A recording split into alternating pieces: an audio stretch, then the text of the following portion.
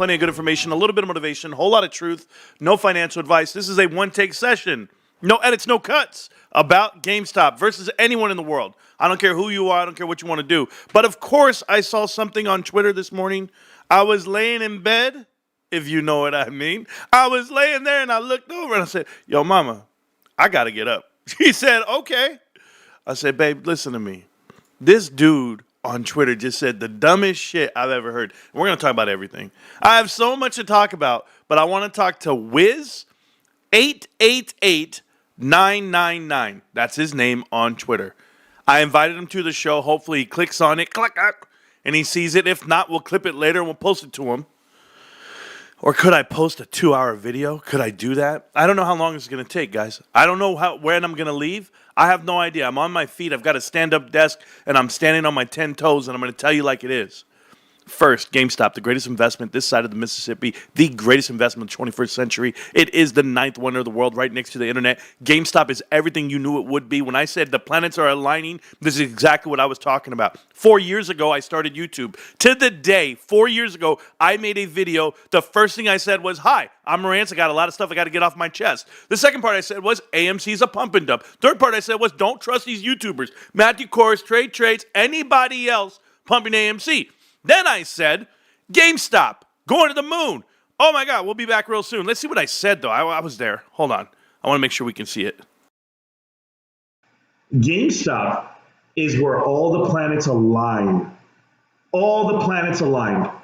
And all the time in the history of the world, you've never seen anything like this.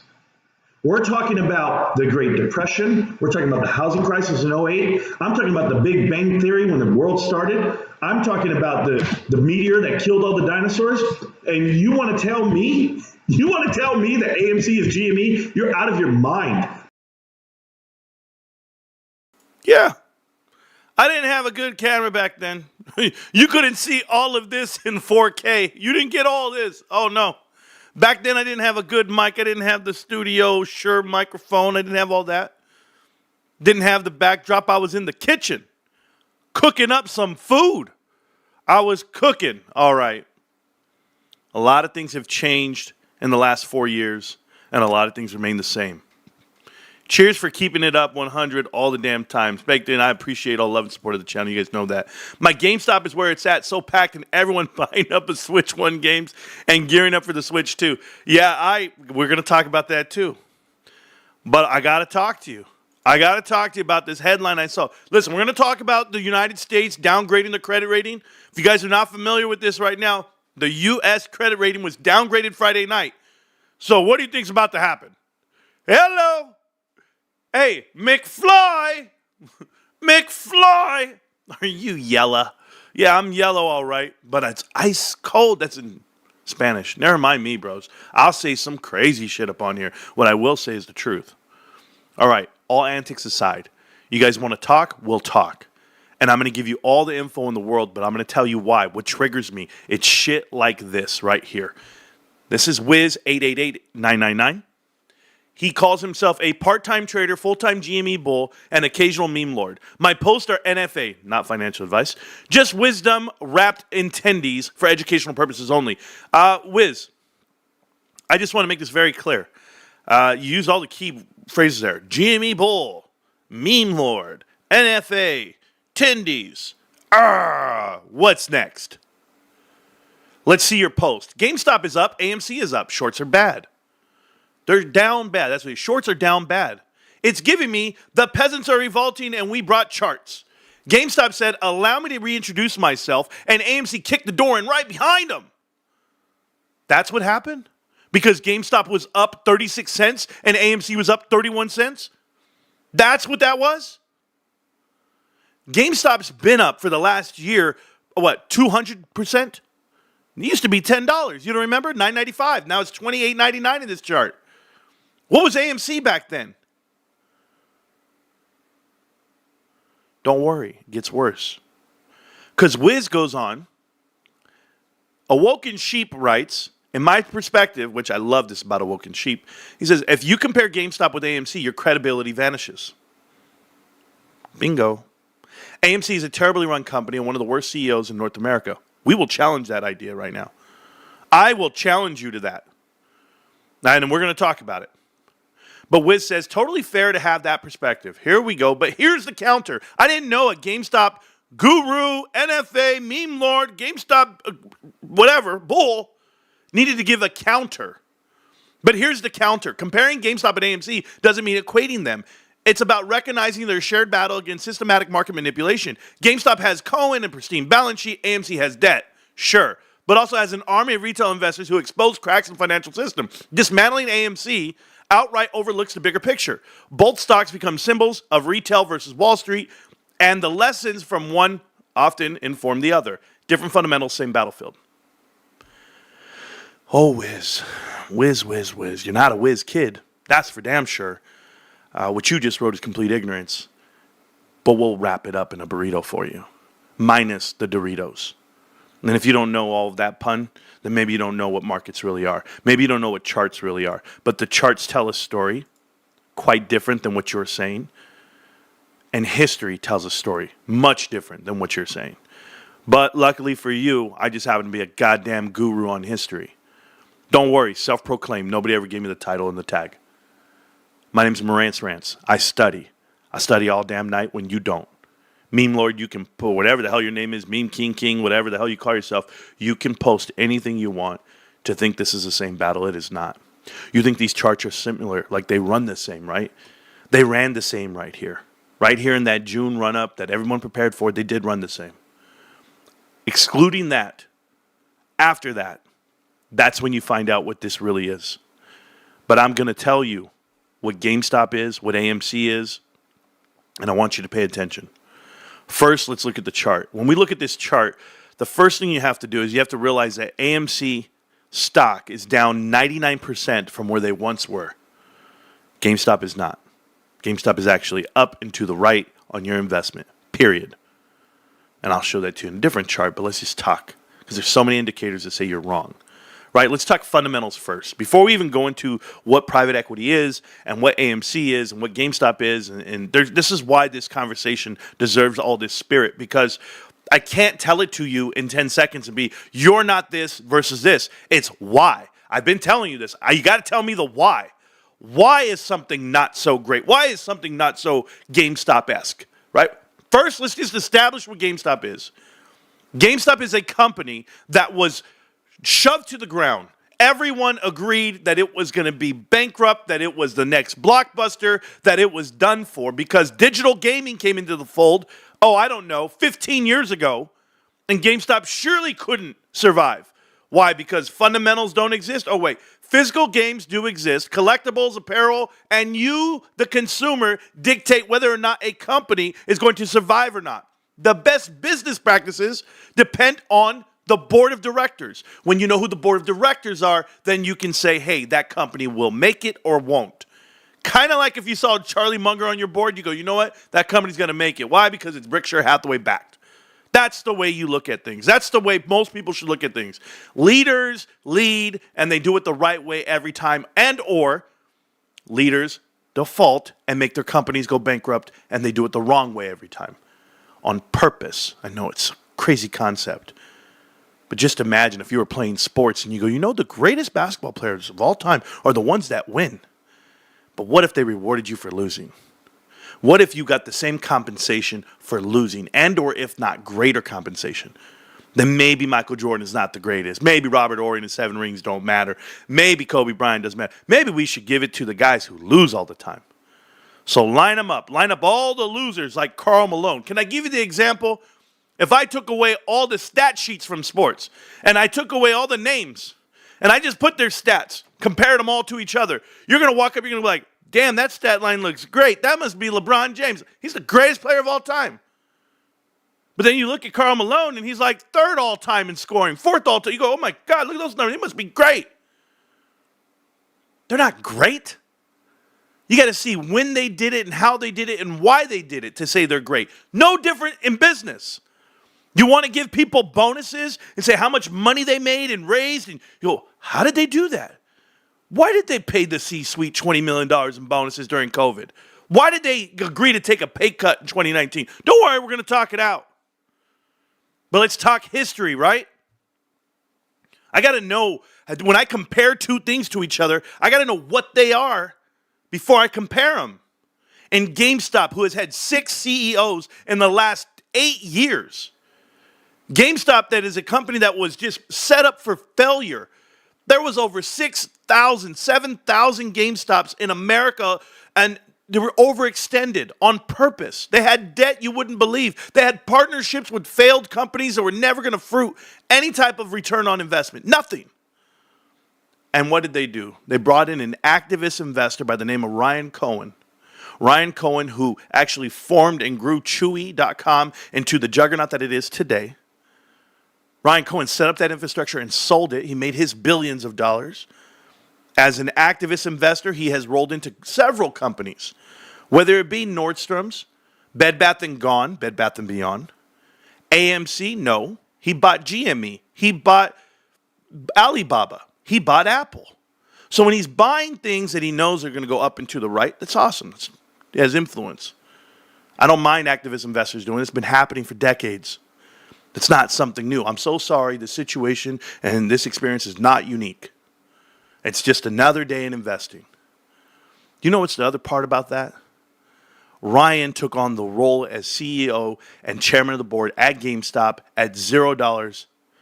He doesn't get paid a single dollar. Oh my God, Marantz, he's a billionaire and he doesn't make any money. Maybe you don't know the way people give net worth to someone.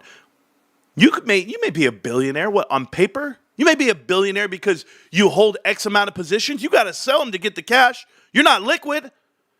You got to sell. Go ask Elon Musk why he sells tons of shares, why he leverages his positions on his own stock. And or Jason Hung over here at NVIDIA selling off almost $2 billion worth of shares this year.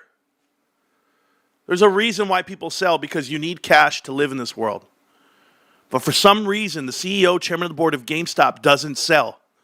He doesn't sell any position. He keeps rolling money in, cash, into his same said positions. Alibaba, he already took that over $1 billion. His Apple position's worth over $3 billion. You go ahead and look at GameStop, it's worth from $1 to $2 billion at a time. Yet he pours in $10 million and it's not enough to some people. He works for free. It's not enough for some people. It is for me, because I know what GameStop is. I know what all the activist investors are doing there. Larry Chang he already bought over $1 million worth of the company. Alan Adel's no different, buying more shares as well. Those 3 guys actually formed and raised Chewy, along with Michael Day, who's also Evolution Capital. There's tons of people here at GameStop that want to win. It's hard to win in this world, but there are some winners out here, and this is one of them. So that's GameStop. We know the history of the company. We know it's transitioned, it's pivoted, they actually make a profit. They have $6.2 billion worth of cash in short-term investments that are worth $6.2 billion. That's a phenomenal sheet, considering they have under $1 billion in liabilities. They're 6x on current ratio, assets versus liabilities. No company, no retail company in America can say that. Not one. They have the 4th largest cash position in America for retail stores, behind Amazon, Walmart, and Costco. It's GameStop, beating out Home Depot, beating out Target, beating out Best Buy. GameStop has a lot of weight behind it, and that's why I love that company. But it's not AMC. You're correct. It's not the same battlefield. You think they're on the same team, and it's one versus the other. And until you find that out, until you understand what was deployed upon you, you have to know the history behind the numbers you see. Let's teach you. Once again, guys, this is not directed to any of you in this channel. This is to Wiz 888999. Mr. Wiz, pay attention. This is the chart. The chart is what a lot of people like to put up. They go, hey man, this chart runs the same. Look at the movements over all these years. Look at the movements. Somewhere in here, in August of 23, the chart died. It died, and it didn't run any longer in lockstep with GameStop. Do you know why? You should know why. There was this thing that AMC has done. AMC over time, just so that we're clear, okay, I want to give you this history lesson really quick because it's something you should really learn. AMC back in the day, was this movie theater company And it was an amazing company for 100 years to about 2001. In 2001, AMC came in and was bought out by Apollo Global Management. Apollo Global Management bought the company and then in turn partnered up with multiple movie theaters and gobbled them up too. It's called category killing. They go in, private equity kills a category. Everyone's involved, and I'm going to show you how everyone's involved in a minute. But the partnerships, and there's so many that are indirect, you start to learn names and you start to learn ideas and trends. But in 2001, Apollo bought out AMC movie theaters. In 2004, JP Morgan came in and bought 50% of the company, 51.1, or 50.1, I should say. It was 50.1 versus 49.9 on Apollo's side. The company then agreed to go public. But before they went public, they wanted to go ahead and expand even larger.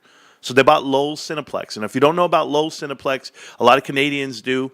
This is all about Cineworld, Cineplex, and Lowe's. This is all Canadian-run movie theaters. And the partnership that they agreed upon was that Lowe's Cineplex Corporation was going to go ahead and carve out their movie theaters and sell them off to Apollo Global Management. Now, Lowe's is owned by the Tisch brothers. If you're not familiar with the Tisch family, Lawrence Tisch and his brother, I think it's like James or somebody, I don't know. They went ahead, I do know, but they went ahead and sold to Apollo. Those same Tisch brothers ended up being on the board of directors of multiple Apollo-run companies, and that's the way this plays out, private equity. They didn't sell the Lowe's Cineplex Corporation to Apollo until their dad died. So it didn't happen that same time frame. And whoever sent me messages while I'm live, it's my man Trove. Thank you, Trove. Trove, that's a nice one. That's a nice one. I like that one, Trove. I'll save that for later, Trove. That's good. I might put that up on the thing. Trove sent me some new artwork he just did. I gotta shut it up. I gotta close it down. Cool. Anyway, back to what I'm telling this story about AMC, so you pay attention to what it is. AMC went ahead and leveraged the company themselves. Apollo leveraged AMC. They went public. When they went public, they partnered up with Wanda Group, offered up all the shares, and right after they went public, they brought their man in charge, and it's Adam Aron. And Adam Aron is an Apollo employee. Now, Apollo Global Management, their history is crazy. If you're not familiar, it's Drexel Burnham Lambert. Drexel Burnham Lambert was a company that did junk bonds. They offered up junk bonds to multiple companies that were failing. It was basically like a loan shark. And it's Mike Milken and the boys. They went in, they raided companies, and they destroyed them by offering them money that they could never give back. They leveraged them. They did LBOs. It's called a leverage buyout. And after doing this for years and years and years, for almost a whole decade, the government walked in, shut them down. The fifth largest private investment bank in America at the time shut them down, and all those guys basically walked away unscathed. Yes, Mike Milken went to prison, but he has since been pardoned, even by the same prosecutor that put him into prison, Rudy Giuliani, later on petitioned to Trump for a pardon, and they gave him one. Mike Milken is a billionaire today. Mike Milken created this playbook of leverage buyouts and how they actually do it. They actually pay to lose. This is how it works. They want to lose on every transaction. They want to lose on every deal because they're just carving out assets for the few winners in their book. Don't worry. You'll see it all play out right now in front of you. So as the partnerships happen, and as you see multiple private equity firms do what we call jump on an investment, movie theaters were the target. Oaktree bought out Cineplex. They actually bought out a portion of Canadian movie theaters. And when that investment happened, it was like in 2002, if I'm not mistaken. I want to see if I can pull it up for you, just so you don't think I'm making this up. Okay, it's going to be right around here. Okay, let me show you how it all worked out.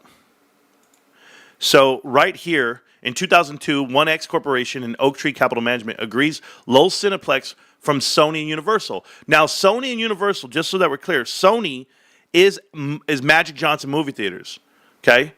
They actually changed the name. Magic Johnson Movie Theaters partnered up, and they did their thing. Sony previously, which is here, okay, was Columbia Pictures.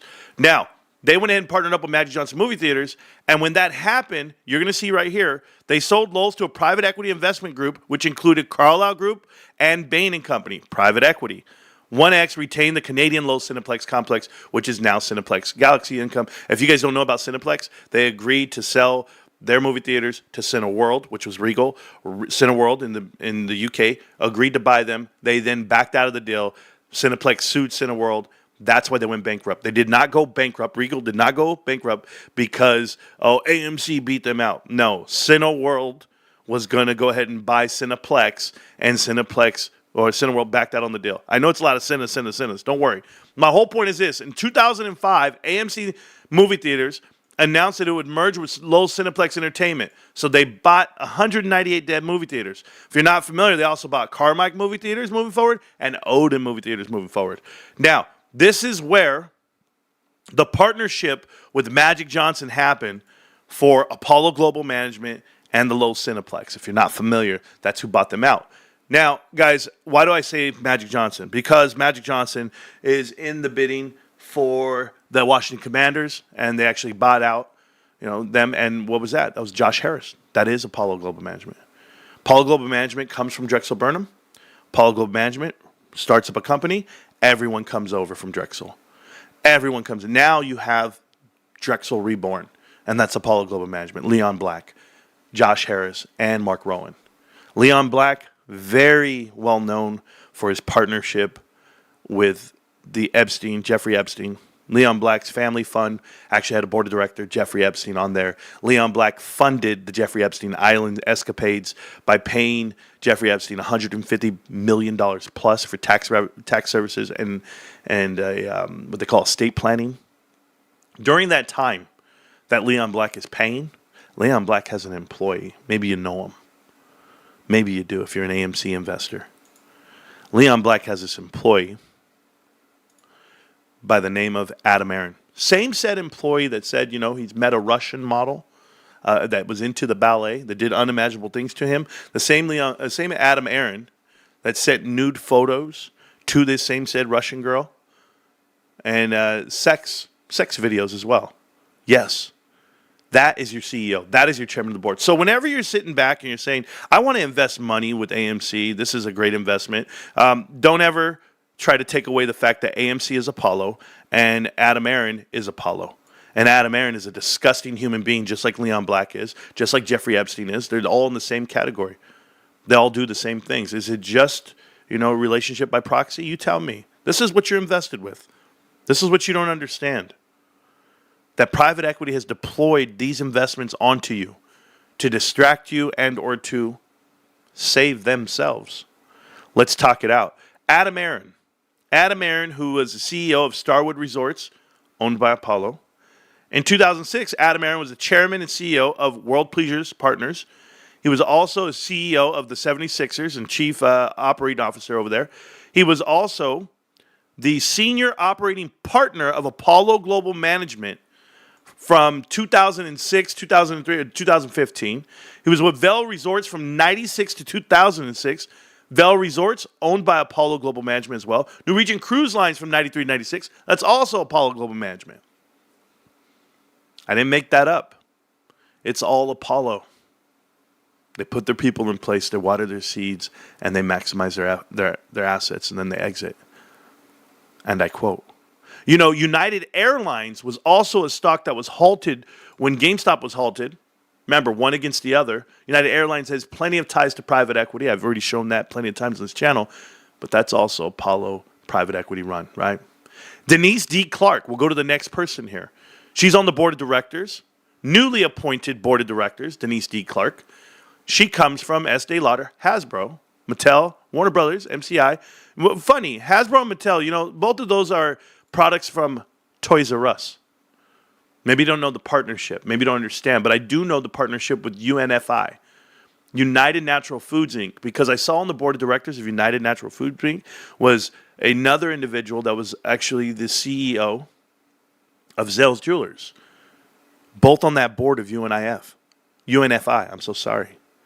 Because that's the actual company that feeds the food to Sprouts. Who owns Sprouts?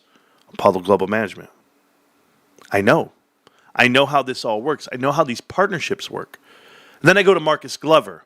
Marcus Glover, newly appointed to the board of directors, has a casino background. And it says here that he held was a senior executive with Caesars Entertainment from 2003 to 2015. Anybody ever read the book Caesar's Palace Coup and how Apollo Global Management and the rest of private equity carved up every asset in that category? This is a private equity plant. Marcus Gover, Sonia Jan, brand new director, the newest one, February of 2024. Sonia Jan comes from Cars.com. Let's stop right there. She comes from Cars.com, formerly the CFO of Redbox. Redbox owned by Apollo, but Cars.com touches my heart. Cars.com does a little something tingly inside of me. You want to know why? Because I actually worked for them, their parent company. You see, I used to sell advertising. I worked for Gannett. I was a senior sales executive for recruitment advertising for Gannett for 3 years. Salesman of the year. It was a beast. I was having the time of my life, let me tell you. But I sold CareerBuilder.com contracts. CareerBuilder.com, the parent company, just happens to be Gannett. And you know who's Gannett's parent? You know who actually carved them up and spit them out? Well, hey, don't let me just tell it to you. Let me explain it to you.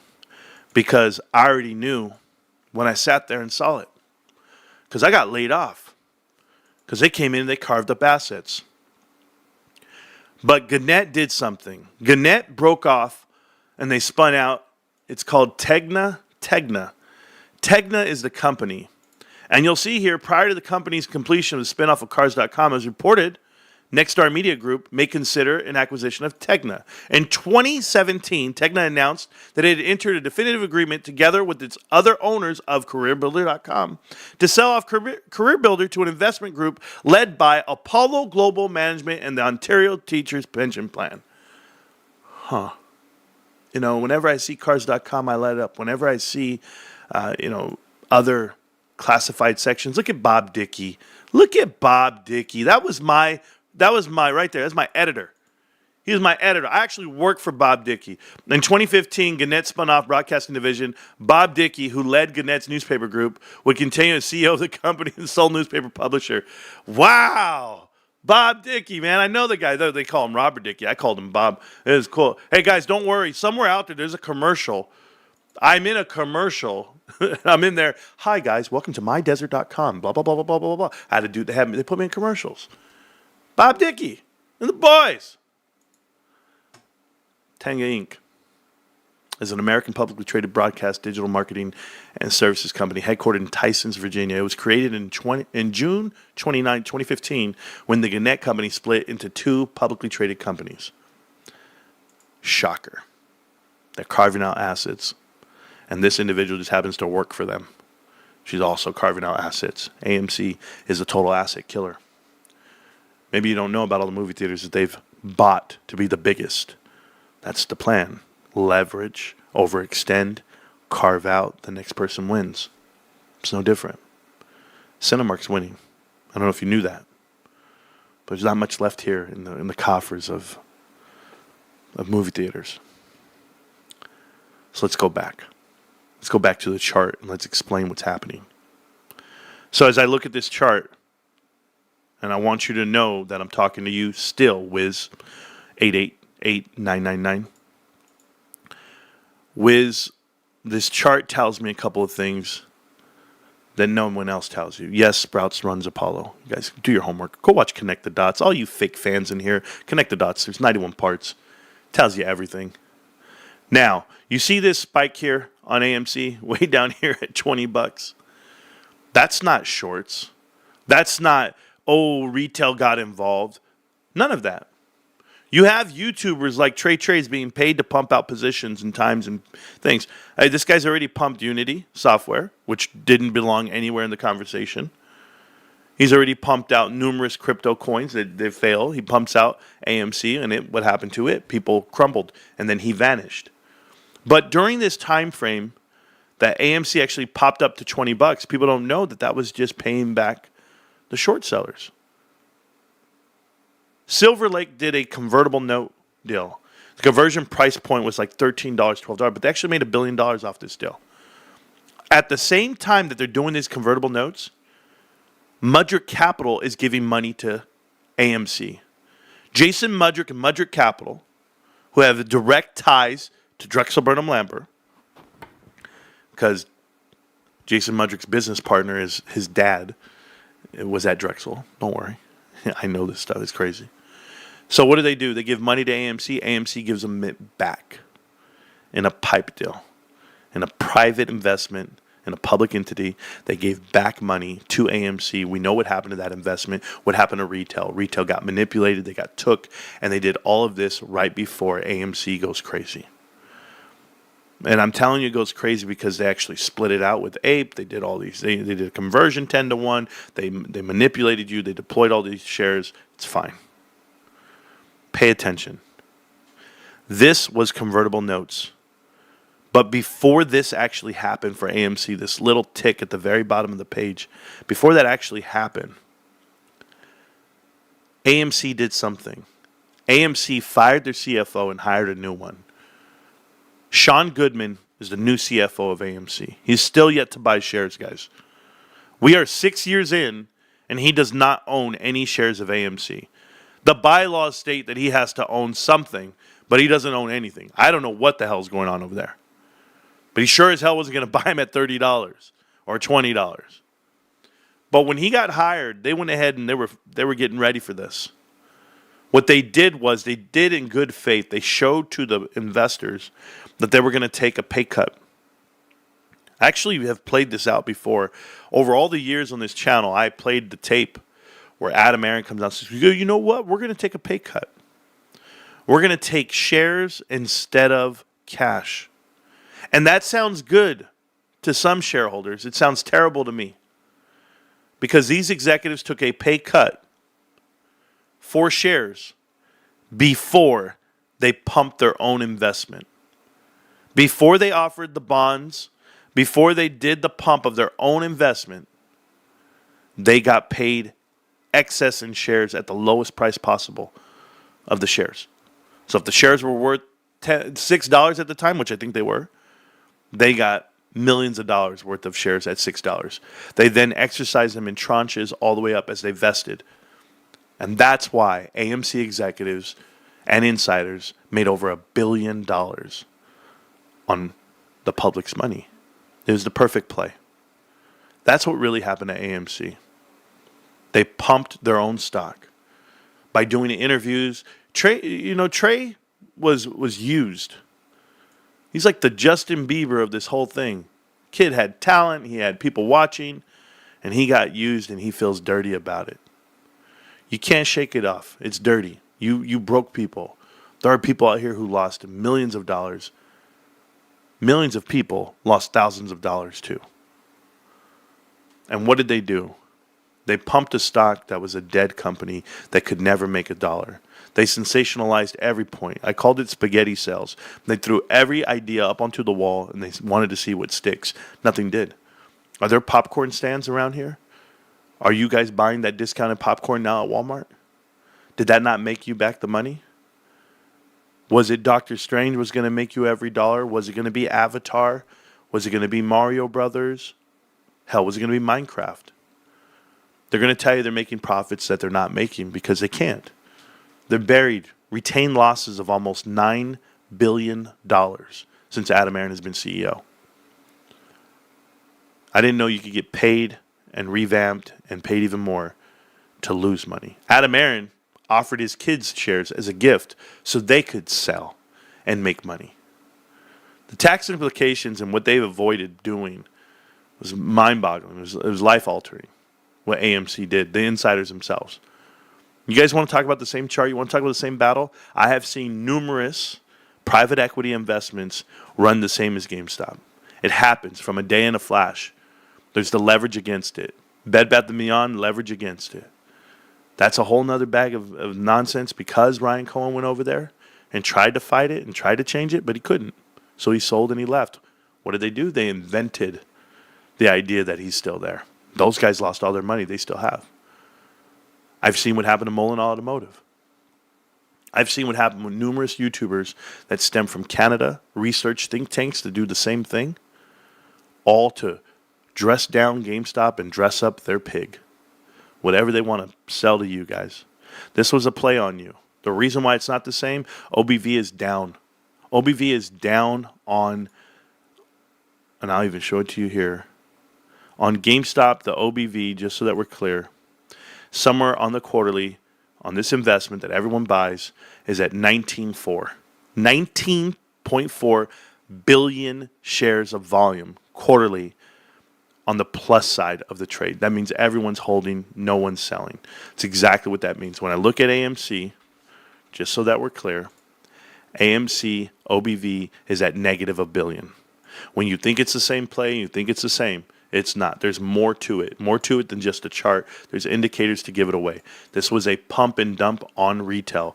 They pumped it, they dumped it, and the bag holders are at the tune of 1.08 billion on the negative side. When you're negative and your stock price is at $2.95, no one's buying it. No one's going to buy it. No one's going to buy it back up. You can have a heartbeat all you want. It can pump, it can dump, it can pump, it can dump. Do not call it the same thing. The mechanics of this stock, the mechanics of this investment have been different the whole time.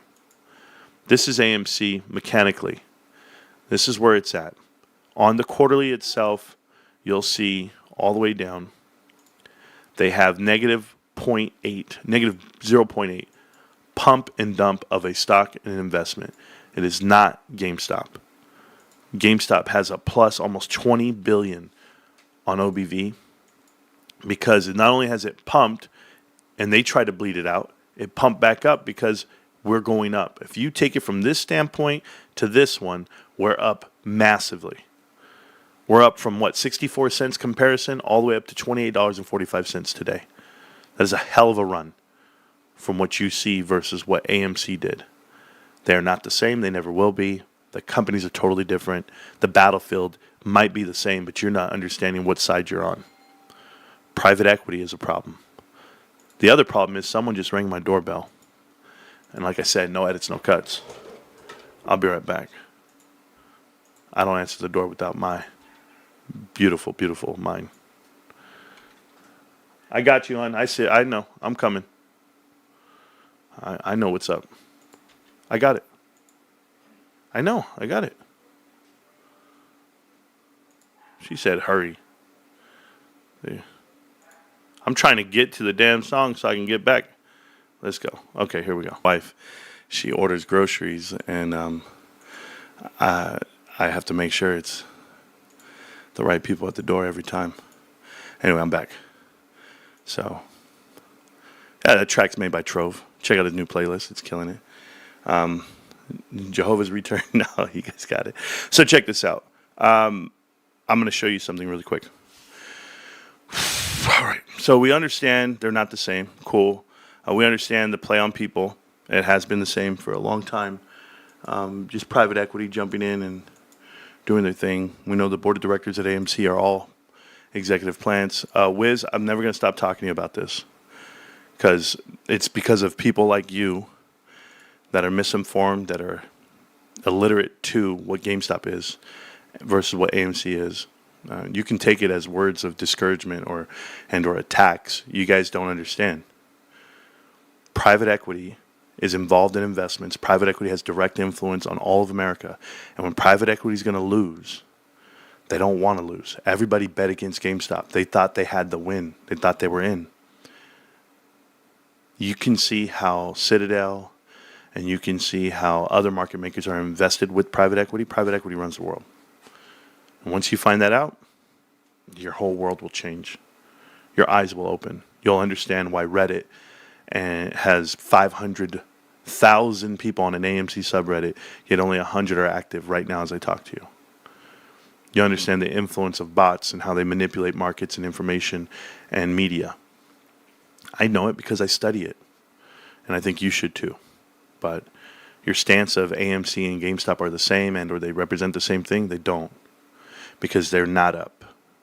A green tick can go up the same as numerous other companies. There's 7,000 active companies trading on Webull. Go for it. But it's not the same story. You know, the unfortunate part is AMC's invested with private equity firms that shorted their own company, and then in turn, they gave them a pipe deal.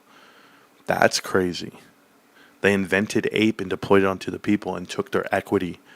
There was money on the table. They didn't know how to go get the money because they knew they couldn't get it via a vote.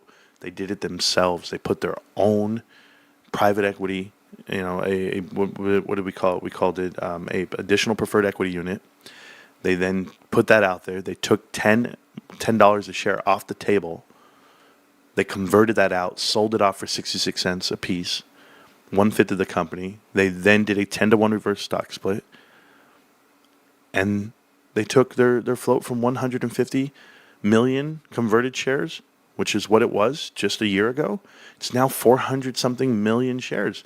That's the equivalent of 400 billion shares, of 4 billion shares. I'm so sorry. You cannot tell me that you're ever going to have a run on a stock that you're dealing with a float with that amount, because look at how you've reversed your market cap. Your market cap can't go above 200 million. It's just not possible. You're trying to move a float that's impossible to move. No one's going to go buy it. No one. No one's buying a float at $3 a piece when there's 400 and something million shares available to you, knowing that it was reversed back 10-to-1. You're talking about 31-cent stock right now. And you're saying it's moving the same as GameStop, and GameStop did the opposite. Not only did GameStop dilute their float, right? Like they did, 140 million shares. They sold them at a premium. They sold them at $28 a share. They offered up a convertible note at 0% interest. Those convertible notes are above $29.85 with a 30% flux, meaning they're not going to convert till $38.81. They know exactly what they did. Nobody's offering free money to a company unless it's GameStop. And I even had a list of all the companies that are getting, these convertible notes. I'll show it to you right here.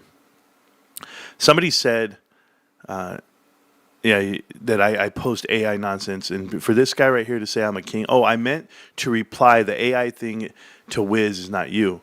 You're the GameStop king. Wiz generates his tweets through AI. Oh, okay, cool. There we go. Oh, the post was deleted by the post author. Really? He deleted it? What happened, Wiz? Oh, come on, Wiz. Is that what we're doing? We're deleting shit now? Oh, you can't do this, bro. You deleted it. I beat you. I beat you. Right here on the stream. You're watching? Is anybody here? Am I by this guy just deleted his tweet? Is that what just happened? Yo, Wiz, where you at? You're watching in the chat? Oh, you bitch. You're hiding, bro. 4 years in, I'm still calling out punks. I'm still undefeated. Told you. I'll keep talking, and I'll keep telling the truth. And you'll keep promoting, I don't even know, these child molesters. Literally. Not figuratively. Fuck yeah, bro. Liz, I see you lurking, punk. Oh, man, I'm so happy right now. Oh, I know it, bro. I know it. I told you guys, man. Oh, man. I told you I was laying in bed, man. Oh, about to get lucky a third time for the day. I had to give it up just to come over here and rock your shit. I remember when I was growing up, I was like, that's me. Because I might open my eyes and find someone standing there. Yeah, anyway, so somebody just said, Marantz, you got lucky 3 times? Hey, bro, first off, all right. First time I got lucky is when I opened my eyes today. Life is precious. Life is a gift, and I don't take it for granted. Second time I got lucky when I rolled over and looked at her and said, damn, I did good. Third time was I realized I didn't sell my GameStop shares today, so I'm lucky. Get at me. You guys don't need to know why they call me the lucky ducky, because I be swimming in that. Never mind. Bros, I be making it. Guys, I'm just talking shit. I'm just talking shit. Perfect song for all these peeping Toms. You know who they are, Sergio. Sergio, I went live for you. Sergio has no idea that I actually went live for him. Sergio, just so that you know, you're my brother from another mother. You're my crew. You're my partner. Sergio said in the Discord, he said, all right, fellas, have a good weekend. I'll see you around on Monday. Like, we ain't doing shit on the weekend, Sergio. Like, I'm not waking up studying, just looking for shit. I was in bed with my socks on, nothing else. And I was in bed just watching Twitter. I was like, okay, who's talking this shit? Because, if I saw a good GameStop tweet, I'm about to get, hey, baby, you ready? No. That's just the way I get, bros. I get a little, hey, I'm off today. I feel good. I got 5 on it. You guys don't know what that means. You guys think it means, like, first of all, I don't smoke. But it means something different, okay? I got 5 on it. It means, there's this thing that happened at work that I was so excited about. Bro, in the history of history. We made history, so I was very excited about that. And, yeah, I'll just leave it alone. We don't have to talk about it. It's cool. That I can't talk about, so I'll just leave it alone. But anyway, your boy's breaking records. That's all you got to say. Okay, cool. I'm doing great things, big things. Okay. Since the start of 2024, we have seen a meaningful increase in the number of companies accessing the convertible market to raise capital to purchase Bitcoin or support crypto-related businesses. So here are the senior notes that have been activated via these companies. Mara Holdings, Strategy, Coinbase, GameStop seem to be a core of these guys. But you'll see how much they raised, 1.5 for GameStop. Strategy alone has raised, let's see, Strategy, 1.6, 2.4, oh, God, 2.3, let's see, 2.4, I said? Yeah, 2.4, boom, 3.8 right there. Let's see, however much. 4.8, 7.8, 7.89, he was hungry. So about 10. So about $10 billion Strategy has offered up since 2020 to now to convert and buy Bitcoin. Did they buy Bitcoin with those purchases? From the looks of it, yes, and yes, they did every single time. GameStop, they put yes as a Bitcoin purchase. I have not seen it yet. The investor put his 3 years, so that means you have time. Strategy did maturity years of 5, 8, 7, 6, and 5. So from 8 to 5 to 6, 7, or whatever, how many years from now, Strategy is going to have a big problem on their hands. It means either they're going to have to pay back and buy and sell and lower the price of Bitcoin, or they're going to buy back the bonds themselves, like buy back the senior notes themselves with cash. However they want to do it. I don't know how they're leveraging themselves, what kind of strategy they're doing. Michael Saylor better live for another 100 years. As far as GameStop has a 0% on the convertible, right? Conversion premiums at 37.5, which is healthy. Other people have conversion premiums at 55, 40, Strategy at 40, 40, 50. I mean, a lot of these, they seem high to you, but what people aren't realizing is that they were at lower price points per share. Like, I've seen it. I've seen them. I went and read the book. You guys saw them. I showed you on convertible on what's called dilutiontracker.com. And I've also shown you Strategy has no cash. They have 0 cash. So I don't know what the hell they're going to do other than dilute their shareholders. But for any new shareholders, hopefully if you were in Strategy, you would have been in 2020, 2021, MicroStrategies at the time. But if you did not see what Jim Channels announced, Jim Channels said he's going to short MicroStrategies and buy Bitcoin. Everybody's laughing at that. They go, what the hell? What do you mean you're going to short them and buy Bitcoin? Bitcoin picks up their price and their value. We don't know if that's necessarily true, and I'll tell you why. Because when these mature, these bonds, as high as it might be, they're going to have to sell off at some point. If there's going to give a give and a take on here, they're going to break. They don't have cash, guys. That's why GameStop's in a very unique situation. It's like GameStop figured out I could do this the right way. Strategy's never getting to the S&P 500. The word is never. They don't make a profit. Fundamentally, as a company, they don't make a profit. GameStop does. That's the difference between these two. So timing is everything. To be borrowing money and doing it the way they did it, I'll leave it alone. I've seen a lot of these notes from some other companies where they're doing 8%, 5%. Not looking good. But BitDeer tried to do what Strategy's doing. They went and got 173 and 400, and they did a share repurchase. Look at this. Share repurchase right here. People were buying shares back rather than putting back the money. They just gave back the shares. So, or they try to buy back the shares. We'll see how it all plays out for GameStop, but this is the chart right now as far as how people are doing it. I'm curious as in what Jim Channels' strategy is there to say he's shorting something versus buying it. All right, we'll go to GameStop, guys, right now. Let's talk about this fun time at GameStop. We know that the The midnight release is back right here on the Switch, coming out June 4th.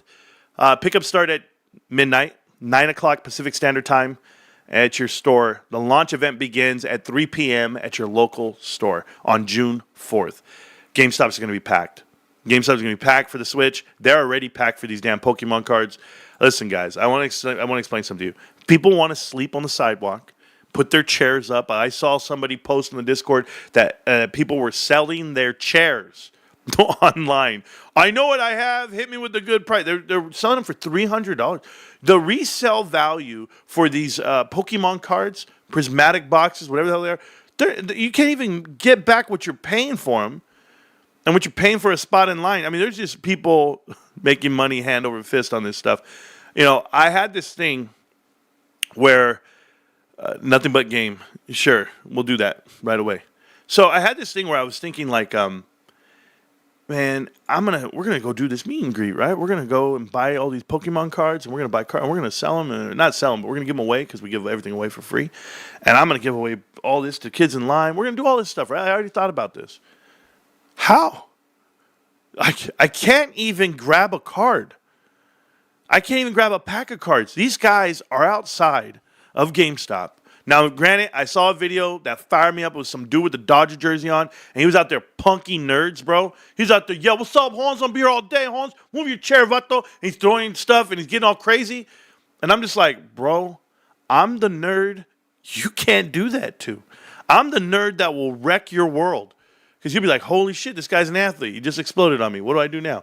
Because, I mean, you're going to pick your teeth up off the floor. You're crazy. And I'll defend any nerd out there. Nerds! Nerds! That was one of my favorite movies growing up. Yeah, it had to be. It was amazing. Booger was the man. He could burp. He could do it all. They were all amazing. Little robot dancing shit. If you guys don't ever watch Nerds, you need to. Anyway, it's good movies. But I defend nerds, bros. I am a nerd. I play video games more than anybody. I know more about bullshit than anybody. But let me tell you, those punks in line trying to be these Pokemon warriors, I'm waiting for some heat. And I'm going to be looking for you guys on the sidewalks coming out, whoever's out there camping out. And then I like the guy who's in Chicago. These are the most unemployed people. Like, who cares? Let them. I'm just happy people are camped outside of GameStop. They know where to get their Pokemon cards. And I'm happy for it. I'm all about it. I need some Pokemon cards packs. I got you, man. Oh, thank you. We did, like I said, we get some people for the show that support the channel, support it any way you can. Trove makes music. He makes art. Jay pumps out all the information in the world. Amo keeps me balanced. Ruben keeps me fed. And right here, bros, this is the greatest gift I ever got in the mail. I know you guys give out a lot of great gifts. Are you kidding? And it's just sentimental to me. They sent me this cracked on gold right here. Tony Romo autographed. Oh man. Oh man, I'm a Marantz Rantz card holder. I'm still excited about this shit. I walk into my room and I just go, damn, looks good. Oh shit. Bro, that thing's for life for me. You already know. All right. Well, you guys wanted to talk about the downgrading of our credit rating and what that means and what that could mean and where we could be headed on this. Me personally, I don't believe things till they actually happen. But for that to happen, we'll know if it has an adverse effect on the markets come Monday. Me personally, I don't really care. People are out here posting how much GameStop they own, what they do. Look at this. See, this is what I would be doing. I love this. A kid causes chaos mid-flight Southwest, then snaps when a passenger there calls him out. The kid starts throwing punches. Yeah, the kid would be dead.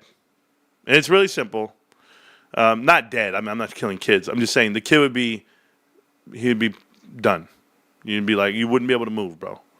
A grown man would just walk up to you. Like, honestly, a kid like that, like weighs like 100 pounds, bro, I just walk. What are you going to do? You punch me in the stomach, it's not going to do anything. It says here, we're going to buy, sell, and trade cards. Good for them. More Supreme Court. Supreme Court has ruled that the worst murderers and drug dealers and gang members and even the worst mentally insane who came from the country illegally are not allowed to be forced without going through it long.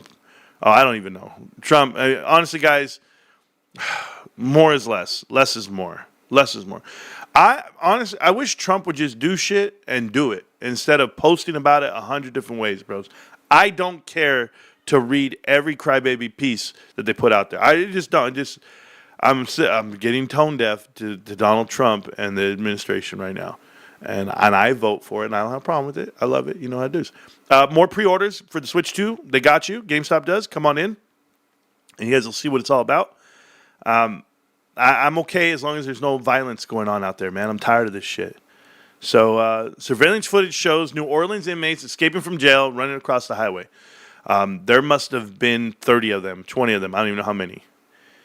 GME, the tsunami is coming. Yes. Okay, so somebody actually posted this video to me and wanted me to react to it, and I won't because I don't watch this guy's bullshit. So, these guys out here where they go, GameStop's going to $5,000 tomorrow, $2,400. I got it right here. It's just like, shut up, bros. You guys don't know what it's going to take. You don't know it's going to take an introduction to the S&P 500. It's going to take a lot for it to go where it needs to go, but it's going to get there. I'm just happy it's going to happen. Ohtani fan? Yeah, there we go. Don't talk about my quarterback. Bro, don't, bro. What, you think you're Terrell Owens? Leave it alone. Okay? You're not Terrell. All right, anyway, back to this beautiful website. GameStop right here. Let's go ahead and check out the cards. Traded cards coming. Let's see. Online, we had over 4,000 at one point. People are buying them this week, and they must have got paid. Drake May rookie card. I had this card. I gave this away to some kid. It's $30. Venusaur, there it is. That's a PSA 8 for 56. Dude, mine was a 9. What the hell? I gave all this away, guys. I gave everything away. No, are you kidding? I'm happy I gave it away. I'm happy kids got what they wanted out of it, what they needed out of it. I mean, I don't need this stuff. 4,227 cards online. I love it. Do you guys even know? Man, let those assets sit there. Bros, you guys don't get it. Some people will be scared. All right, let me explain to you how I'm fearless when it comes to the cards online. Because the bulk of them, the majority of them, as long as they're not sports cards, the majority being Pokemon cards, which 2,446 are Pokemon, 753 are One Piece, 226 are Dragon Ball, 116 are Magic the Gathering, Yu-Gi-Oh cards for 100, and Lorcana 55. So right there alone, I see 32, 31. I'm not really good at math, so I'm trying. 31 with another 3, 34, 35, 36. 3,600 cards of this are actually the TCG cards. Is that TCG cards? And then trading card games, right? So that's amazing. That means only like 500 sports cards. Guys, these cards appreciate. They don't depreciate. The rarity of the cards increase. The years that they're on the websites increase. People want them. You can't invent more 1999 Pokemon cards, 2000 Pokemon cards, 2021 Pokemon cards. All of them are out there in print. That's what they are. So that's the greatest part about this. Greatest part about this. It's a first edition right here. First edition Pokemon Fossil 27 Moltres first edition PSA 9 right here. 1999 Pokemon Fossil card for $46.54. Somebody's looking for that card. Someone's looking for that card. They want to know it. They want to grab it, and they need it. So that's what you're looking for. People will be out here fishing for one or two orders. That's just the way it goes down. So I'm happy for it. I'm happy that GameStop's doing all this. Kaboom right here. Jaden Daniels. I still have your package, Carter Corner Park. I still have it. It's right. I actually moved it. It was over there ready for the mail, and then it came over here. Living proof that they're all Redskin cards, right? All Cardinal or what do they call them? Commander cards. Yeah, there is a Jaden Daniels rookie card still there. Jaden Daniels rookie card still there. I didn't give these away. Jaden Daniels rookie cards. Okay, I'm telling you, I still have them here for you, bro. And I'm just gonna keep that there for you. There's at least 4 or 5 Jaden Daniels rookie cards that I said I would give you, and I just haven't mailed them off, bro. I've been busy. It's kind of like Amber's birthday. It just keeps happening week in, week out. So I miss the Redskins and the Indians. Oh, cool. T.O. going in on Hall of Fame as a Niner. Sorry, Marantz. Bang, bang. Niner gang. So? Who cares? I mean, he's good and all, but he's not Randy Moss, bro. Like, just play it. Call it how I see it. That's it. Call it how I see it. Okay, guys, I think GameStop's going up. I think it's going up in the next, I don't know, like 3 weeks. So that's where I'm at. We have 20 days until the Switch 2 comes out. I feel, my honest opinion, after seeing all of this traffic and everyone going to GameStop, I feel that GameStop's going to have a hell of a run and one hell of an earnings call, along with amazing numbers for quarter two, more than quarter one. I know quarter one is one thing, but quarter two is going to be awesome. For me personally, it's just something different. All right, let's go talk charts. Let's talk the good stuff. Let's look at the daily. Let's get rid of the verses. That's the first thing I want to get rid of. I think it's here. Yeah, boom. Okay, cool. Okay, so here's your daily chart, guys, just so that we're clear. This is going to be ETF that tracks semiconductor. And as you can see, it dropped all the way down. They took their profits, worked it back up to that middle of the road. Still not at the peak of 281. I don't think it's getting there. I think this is where we retrace back to the bottom. DR comes into play on companies like AMC. Here's Hershey's. If you guys are not familiar with Hershey, all the way down to 137. The peak of 204. Look at the weekly, guys. Was once at 260, way over here in 2023, falling to pieces, guys. You'll find some real support down here, right where it poked down at the 130s, but that's where it previously was, 133, pre-pandemic, post-pandemic time style. So, yeah, took the peaks at 260. You probably never see those again, not anytime soon. Honda, after the merger announcement, ran, pushed, been doing great, but then it fell to the floor again. For me personally, it's in the middle of the road. I don't know about these tariff-free cars people keep saying are coming out and whatnot, but, who cares? I don't pay attention to automotive. The industry is locked. It's not that it's dead. It's locked. It means it's been around for 100 years. I hope you were in it 100 years ago. Not now. Okay, now, here is Nordstrom. Now, Nordstrom, if you guys are not familiar, Ryan Cohen says, they say he's in it. They say he's not. They say, he's buying.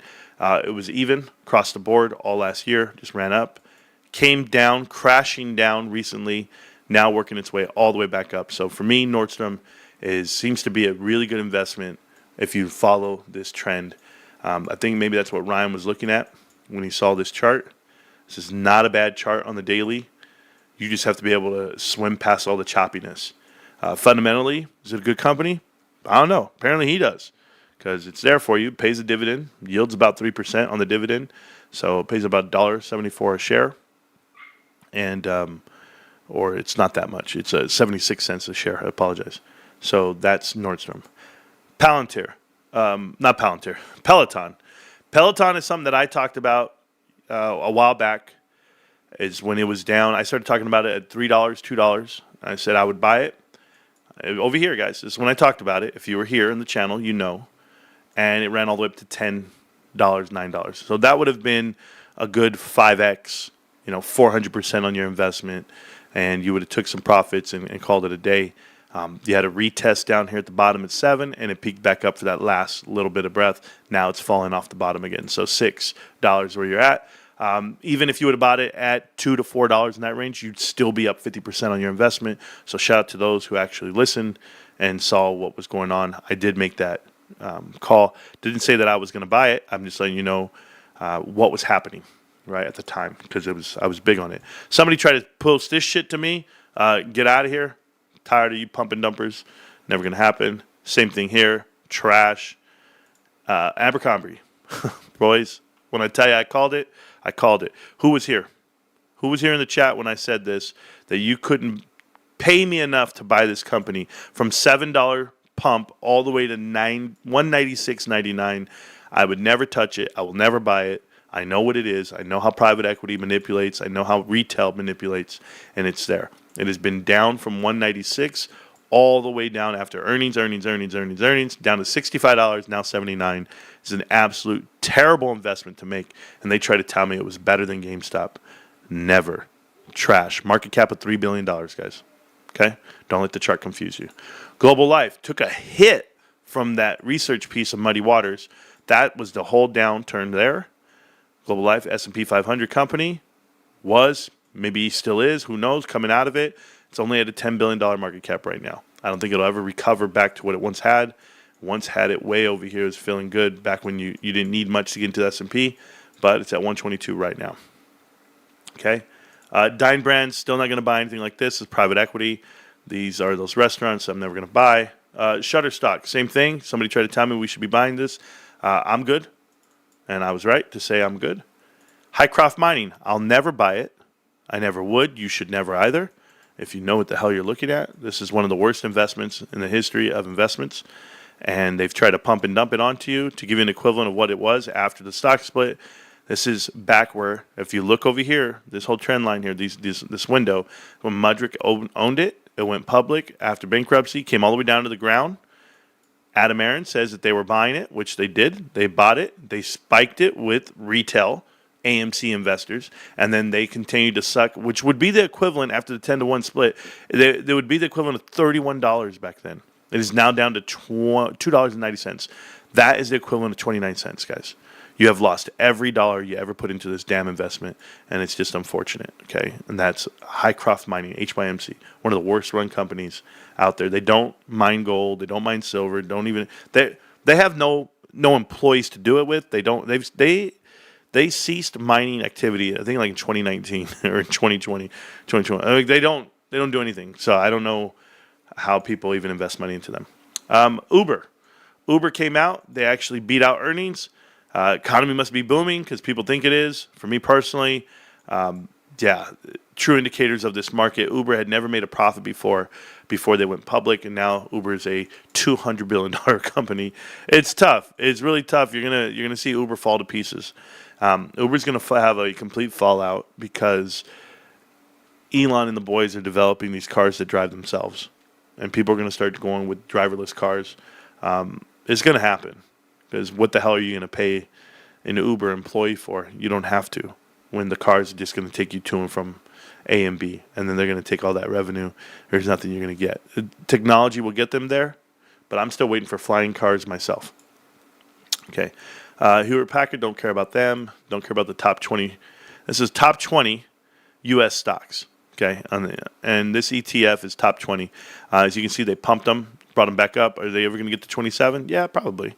They're just pumping the top 20 stocks, and you know how I feel about it. I was right about Bumble, wasn't I? Yeah, they were trying to tell you to buy it at $9. Nah, we're right. Came down $3. Earnings came out, popped up. Still a terribly run company. I won't touch it. Pulte Home Group, terrible. What happened? Guys? They tried to pump it to you. This is over here. This is Bed Bath & Beyond days. Pumping the stock to you to 148. Everybody bought in over there. Yeah, where's it at now? Gone. Garbage. Down 50%. I wouldn't touch it. Or down $50 a share. I wouldn't touch it. ARM Holdings, same thing. Pumped up with NVIDIA. This is, for me, market manipulation at its finest. And I'll leave it alone. Broadband, still pushing high. Still one of the bigger companies in the world. Over $1 trillion market cap. I watch myself. Taiwan Semiconductor Company, same thing. Watching myself. We'll see how it all plays out. Went from 225 all the way down to 134. Lost literally 50%. Aurora Mobile, nope. You can pass me on that shit. I don't even know why it's on my list here. UPS, never. Can't touch UPS. I saw they lost their deal with Amazon. They did it to themselves on purpose. I've seen private equity sweep in, be part of the Teamsters, tell these guys to go ahead and ask for top dollar for their employees, which is, at some point, it gets ridiculous, right? Like L.A., Los Angeles County just passed this new law they're trying to get done where L.A. employees are making $30 minimum. I'm so sorry.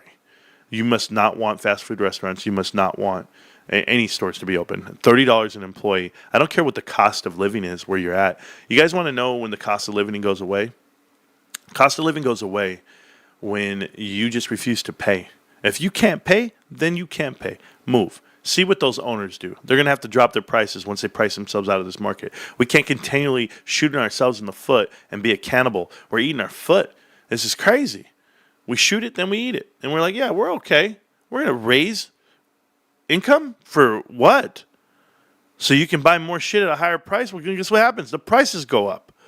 We'll just keep doing this rinse and repeat. You guys have priced yourself out. It's ridiculous. Is private equity the reason United Healthcare stock crashed down? United Healthcare is a criminal organization, for lack of a better term, allegedly. Listen, your CEO gets assassinated, that's a problem. The next CEO goes in and gets fired, that's a problem. Department of Justice opens a case against you, that's a problem. Being valued at $700 billion, that's a problem. I can give you any reason why they should come down. Right here, Take-Two initiative. Everybody's really excited about Take-Two. Interactive software on Take-Two. I believe these are the guys making Grand Theft Auto 6. So still running? Maybe they priced themselves out too much for me. Home Depot, never going to touch it. Home Depot's a terribly run company. Home Depot happens to be one of the worst run companies in America, and I'll say it. It's not an opinion. Home Depot has book value of around $6 a share. Why it trades 57 times book, I'll never understand. Never understand. The only place to go in Home Depot is down. Best Buy at 73. 54. These are good numbers for Best Buy. Best Buy has the same book value as Home Depot, except Best Buy is, a third of the price, a fourth of the price? But still wouldn't buy it at 13 times book. Can't buy it. Playboy Group. How's that working out for you, Rod? I hope you guys sold at $2 when it pushed. One of the worst run things you could ever buy. I don't know who would buy it. Playboy's terrible. They have a negative OBV of 63 million shares. People took it. It was a pump and dump onto you. The boys over there at Woke Capital, they were just pumping and dumping on retail, trying to have somebody come in and buy their bags. I exposed that, and that's the truth. That company is worth $145 million. Those guys have over $1 million into it. I don't know why they would. Bath and Body Works, one of the worst run companies again. Private equity is involved, and their book value is negative $5.26. You could never buy this. You could never buy this company. If you did buy it and you listen to Martin Scarelli, well, then guess what? You're down, and you're going to be down for a long time. And I told him that. He listens. Floor & Decor is another one that people get pumped on. I saw Motley Fool pumping it. I saw MSNBC pumping it. I saw everybody pumping this damn thing, Floor & Decor. It's all the way at the bottom, guys. It just came from 135 all the way down to 66, less 50%, and it's absolutely garbage. Small float, only 107 million shares, and small float getting manipulated. The board of directors on Floor & Decor are private equity plants. I've seen Norman Axelrod over there. He comes from AMC. I saw another guy from Pulte Home Group. It's a terribly run thing, and terribly overvalued. But they'll tell you, they'll be like, "Oh, it's you get some value here." It's trading 20 times book, guys. Get the hell out of here, Floor & Decor. Honestly, get out of here. Market cap of $8.5 billion should not be where it's at. But I can't fix stupid, and that's what people are if they start buying it. Hasbro, never buy it, never touch it. You know how I feel about it. Hasbro at one time, Hasbro used to do the G.I. Joe. Used to do Barbie. That was Mattel, huh? They used to do Mr. Potato Head. That's what the one they did. So it must have been great back in the 60s, 70s, maybe even the 80s. But it got carved out. Private equity walked in and ruined everything for them. Domino's, same thing. Only because Warren Buffett's invested. That's why people are here. For me personally, Domino's is not an investment that I will make. To give an example, their book value is negative $4.33. They are trading at negative 114 times book. This is not something that I would buy, me personally. Their shareholder deficit, no equity there. Mara Holdings, yes, they're backed by Bitcoin. You should have bought them about a month ago when we were talking about it. They were down to $9. I was like, wow, that's crazy because of how much Bitcoin they actually have. Their market cap was even below their Bitcoin value. How's that even possible, right? They had more market cap than book. So the book-wise, they were trading at like $10. They were trading at $8.90 or $9.81, and I said the book was $11. Well, they were under they're under 100% book. It was crazy. So, yeah. Strategy over here, MicroStrategy on there by this crap. Broke off secondary stock. I'm not buying any of this crap. Cup and handle, waiting to happen. Who knows? I'm good. CRM, no thank you. Salesforce. Salesforce came from far places, 291 down from 368, losing a lot of billions of dollars in market cap. I'm good. Right here. SPY, pump back up. SPY, coming down. Yeah, it's going to retest. Going to retest the bottom side of this. I don't know what fake headline they're going to give you, but it's not there. Krispy Kreme, I talked about it. Said avoid this shit. Man, I won this one. Yes, good. I feel so good about it by avoiding it. Krispy Kreme. Terrible stock, by the way. Terribly run company. Lose money. You can buy this whole company for $500 million. I'll pass, bro. GameStop, you guys want to own a donut shop? Maybe when it goes bankrupt, we could buy it. Google, not touching it, all the way down. Oh, you know what I don't see here? Oh, my goodness. Holy hell. Let's do moving averages right there. So Google, death cross, carries coming up to 200-day moving average. Not going to get up on it. Yeah, dead. Yep, dying, death cross. You got to stay above it, SPY. You're going to have a problem. Approaching 200-day moving average. Look at all the companies, guys. 200-day moving average, can't break past the resistance. Strategy, doesn't have enough tape. Mara, 200-day moving average, trying to play up against it. I'm not making this up. Domino's. Oh, my God. Golden Cross, looking healthy. Look at Domino's. Doesn't make money. Doesn't make $1. What are you going to do? Dead? Cool. Dead? Cool. They're all death crosses, by the way. Yep, death cross. Death cross. Ooh, not good. Best Buy. Death. I didn't make it up, guys. I didn't make up the lagging indicators here. It's crazy. UPS, death. Like when the death cross happens and you see it, like, oh, so look right there. This is a golden cross happening. Boom, and it breaks out and it runs. That's what happens. Death cross happens, it comes down. Uber must be in a golden cross. Oh, yep, golden cross. There it is, going. Go. Can't keep up. What happened, Abercrombie? You in a death cross? Yep. Oh, God. Sucks, huh? Nordstrom, feeling good. Look at Nordstrom pulling away. Golden cross, pull away. Man, that's good to know. Good to see it when it happens, right? Mullen Automotive, death beyond death. Worst investment in the history of finance, Mullen Automotive. If you would have put in, when I made a video way back in the day, 2023. When I made that video, it was right here. It was June 5th. I remember. So in July, July. If you would have put in, to give you the example, guys, if you would have put in $100 million, don't let me exaggerate. If you would have put in that day that I made the video and they posted the video, $150 million. If you would have put in $150 million, it would be worth 16 cents today. I'm not making that up. Okay. Someone told me cruise lines are safe and liable to buy. Would you agree? Absolutely not, Jay.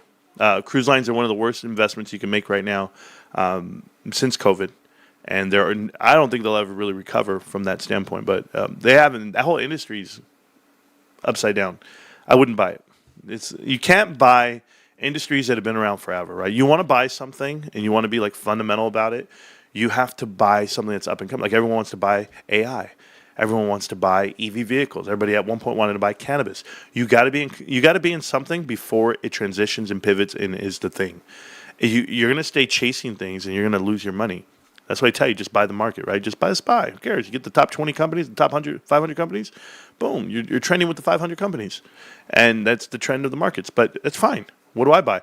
I buy GameStop because I think GameStop's going to be something that they don't think it is. I see the bigger picture. I play quarterback, right? And when I play quarterback, they use this terminology when you play. They tell you, throw the wide receiver open. You don't necessarily have to throw the ball to a spot. You throw them open. And so hockey's the same way. You skate to the puck. You don't skate where it's at now. You skate where it's going. That's the difference. Dennis Rodman rebounding. He's positioned himself for the ball where it's going to be, not for where it is. That's investing. Investing is just all of those things I just showed you on a sports analogy. If you want to buy something, you don't have to see the whites of the eyes before you invest in it.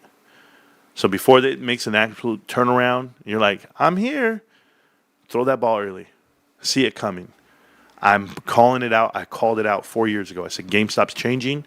They're transitioning. They're pivoting. It's the investment to make. They were losing $500 million at the time. They were losing $381 million operationally net. Everybody was talking about it. Everybody was like, they're losing so much money. You're saying buy it? I'm like, yes, buy it. Why? Because I study. I studied the balance sheet. I studied the transition and the trends of what SG&A was, what that company was doing, what the leadership was doing. And I told the whole world, I said, hey, guys, listen, they're hiding their expenses. They might have lost $300 million, but the truth is they spent an additional $300 on inventory. It was a filling process. Can I give you this example? Can I explain it to you? I've done it before in the channel, but it's this analogy of running a bakery. By the way, I've run a bakery, okay? I run a bakery. And you know what I did my first year in the bakery? This is what happened. I went to the bakery, and this is a true story. I was running a bakery, and we were going to make some pies. Doesn't matter the type of pie. We were just going to make some pies. And we said, okay, well, we're going to make 3 different pies. So you had 3 options to make pies, okay? And you go, okay, I'm going to make the same amount of every pie, and I'm going to find out how many we can sell on any given day, any given month, any given week. You know how many pies we made?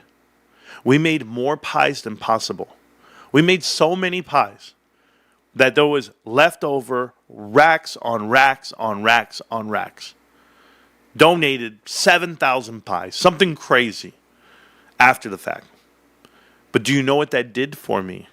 That set me up for success for the next 10 years because I now know how many I need of each one. I didn't know. But if I had an increase in traffic, I track that. I track transactions. I track timelines. I track year-over-year success. You track flows. You go, okay, this year Christmas is on this day. This year Easter is on this day. This year it's always changing. It's not the same. You think it's the same, but it's not the same. Some years have 52 weeks versus 53 weeks, and vice versa. Some years have leap years, some don't. Some have an increase in flow, some don't. Ingredients increase in price, I know what I have to adjust. Once I know what's needed and how to store it and what to do, now I can be fully efficient. GameStop did that in 2022. The increase in sales from 2021 to 2022 to 2023 was because of a COVID dollar, a circulating COVID dollar. Once the circulation stopped, we said, okay, here's what we need per store, per hour, per man hour, hours of operation. Here's what the influence is. Here's what the demand is. Here's what we need to focus on.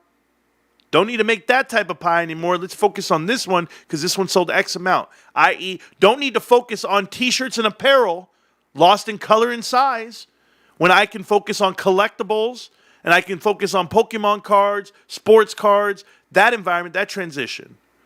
I know how much retail space it takes. I know the square footage. I know the dollars per item to transfer and to transport. Logistically, there's so many things that come into play when you're running a retail company and you're saying to yourself, okay, here's how I can pick and choose, stepping over pennies to get to dollars. That's GameStop. It's totally different than what people think it is. If I want to ship something via weight, there's two different weights here, guys. There's to and from. I've got to ship something. Okay, all this freight comes in. What about the freight that's leaving? Whether it be cardboard boxes, trash, disposable, allowances and spoils and returns. There's a weight in difference. So how do I limit that logistically? Well, I dispose of things as in I resell them. They call it the black box theory. And you guys don't know what black box is. I'll explain it to you right now. The black box theory is this. I can tell you when something comes in versus hidden shrink. I'm going to make pizzas, okay? Let's just make pizzas. So I'm here, I'm making a pizza, and I go, okay, I need this much cheese. Well, I ordered this many boxes of cheese because 1 pound of cheese equals one pizza, whole pizza. Well, guess what? If I ordered that many boxes, it should make me this many pizzas. It's not true. Because how much of that cheese is going to hit the floor?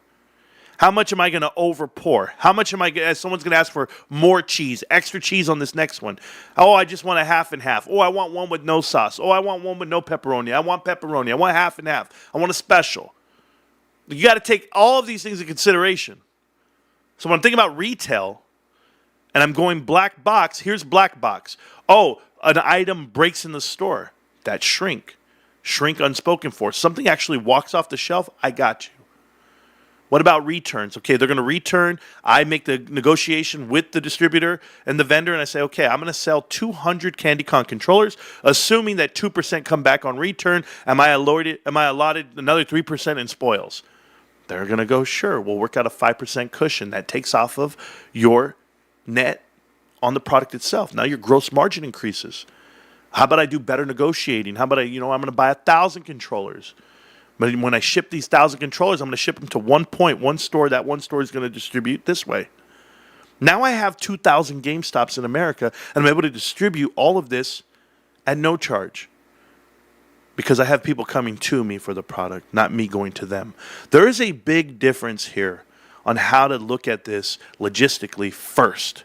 This is why GameStop's so different than other retail companies.